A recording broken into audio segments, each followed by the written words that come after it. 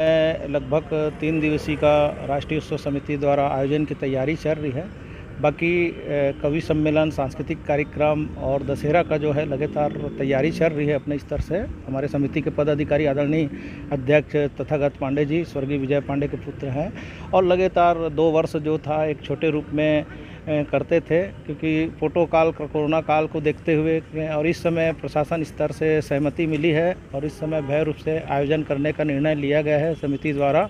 और 51 फीट का रावण पुतला दहन की जाएगी और इस आयोजन में शहर, जिला, प्रदेश में एक ऐतिहासिक रूप से ये आयोजन को सफल बनाने के लिए आज प्रदेश के लोग इस आयोजन को देखने के लिए तरसते हैं। दूसरी बात, मुंबई से आतिशबाजी आएगी और मुझे पुतला निर्माण समिति का प्रभार बनाया गया है, इसलिए मैं जितना जानकारी है उतना मैं दे रहा हूँ। भोला यादव, रावण पुतला प्रभारी।